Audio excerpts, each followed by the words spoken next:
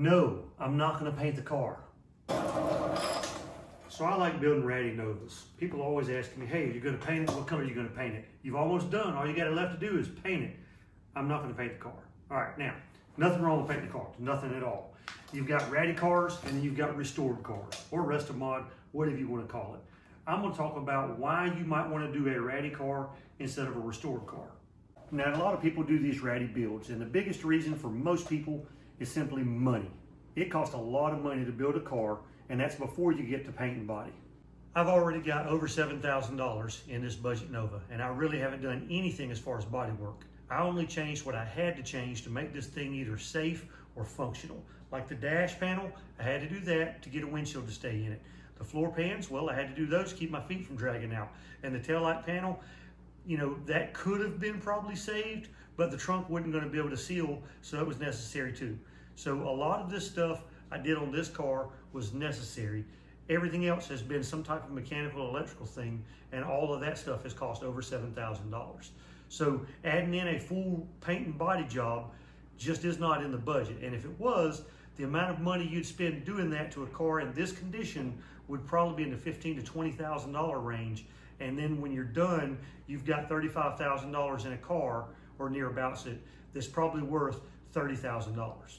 And even though most of us are not building these cars to try to get a return on our investment, it just doesn't make sense to go further in the hole if you're completely happy and you're fine without the nice shiny paint job. Another reason that somebody might want a ratty looking Nova is because that's what they had when they were younger. Now, a lot of the guys that have the money now, disposable income, to build one of these cars, they're around my age. And if you had one of these cars back when you're in high school, that would have been in the late 80s, early 90s. Well, these cars were barely 20 years old then, and they were still in pretty good condition if you could find one, but a ton of them had already been modified by guys in the early 80s and then sold pretty cheap.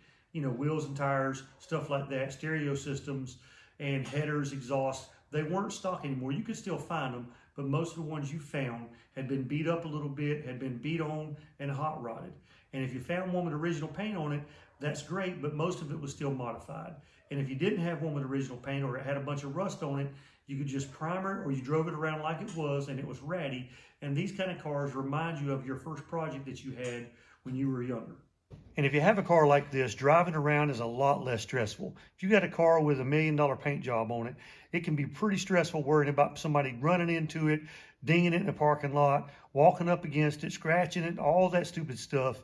And it's just not as much fun to enjoy sometimes as a car that you don't have to worry about getting scratched up. And let's face it, it's just a lot less work and it's a lot easier and cheaper to do a ratty looking car. Now, if you need certain things, like if you're restoring the car and you need this ground frame that goes from the headlight switch to the wiper switch to the instrument cluster so that all your lights and your wipers and your interior lights and all that work. If you need something like this and you don't have it, you got to find it. That takes time, it takes research, and it takes money. And the more rare and difficult the part is to find, like your A-pillar covers on a Nova, the more money and time it's going to cost you. So a lot of these crusty looking cars have the bare minimum. We probably have an oil pressure gauge and water temperature. We might have a speedometer, but most likely we'll be driving around looking at our tach, kind of have an idea of how fast we're going. Probably have headlights and turn signals, brake lights, the pretty much minimum that you need, but a lot of it may not be working on factory wiring. It's all kind of rigged up, and that's okay. That's how guys that have these kind of cars, they like it bare minimum. They want to get in the car and have fun. And one of the major reasons they do this is time. Now, to restore one of these cars, make it nice on the inside and out with a nice shiny paint job, it's going to take a lot of time and money. You drop a car like this off at a body shop, it's going to take 6 months to a year for them to get it done. And that's if they don't have a waiting list and then get started on it right away. Most shops have a waiting list, and you're going to have to drop the car off along with probably a deposit and then wait months or years for them to get done with it. And hopefully you get it back sooner than later. Now, if you're starting with a car that is complete and it's not missing any trim, it's not missing any interior pieces or anything like that, then yeah, restoring it and all of it's in good shape, then restoring it's going to be a lot easier and cheaper than if you're starting with a car and you're going to restore it and it's missing a bunch of stuff. Most of these cars have been robbed of little pieces over the years, or pieces are broken or they're not in good shape. Little trim pieces, stuff like that, are beat up and dented. You have to find good ones that fit, or originals or reproductions, whatever. Some stuff is not reproduced. A-pillars for these cars. If you got a 68 Union and ashtray, you're out of luck. If you've got a hatchback 73 or 74, finding some of that interior stuff, almost impossible, especially in good condition, very difficult to find. So if you're starting with a car that is really nice, but it needs to be restored, it might not be that bad. Still going to take a long time and a bunch of money, but it won't be that bad. But most of these cars are missing a bunch of stuff, and you're going to spend a whole bunch of time researching and hunting down parts, finding parts, and then paying for parts sometimes. Some of the stuff you can find, but it's super expensive. So a lot of time and money to restore one of these correctly. If you're building the Ratty look car, it's going to be a lot sooner and a lot cheaper to get it done. So when you've got one of these Ratty builds, there's a lot of things you don't have to worry about that you would on a restoration. Maybe all of your dash lights don't work perfectly. Your alternator light might not work. Your brake light might not come on. You might have aftermarket gauges in there. The wiring might not be perfect. You open up the door, you might see wires hanging under the dash, and every one of my cars are like that.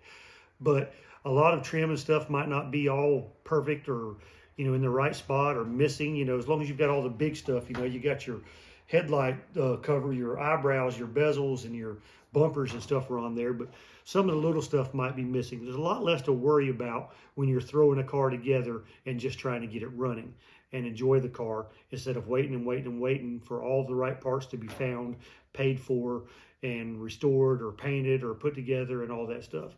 Just a lot of these cars, it's a lot less about trying to get it perfect and just about trying to get it going, get it right, and have a good time in it. Now look, there's a lot of advantages to having a crusty, rusty looking Nova like this. Two of them are you're going to get to enjoy it sooner and cheaper than if you have a restoration done. So the nice shiny car, yeah, it's going to take longer and more money. But there's a lot of advantages to it also. If you need to sell that car, you're going to get more money for the nice shiny car than you are for anything like this, all things being equal.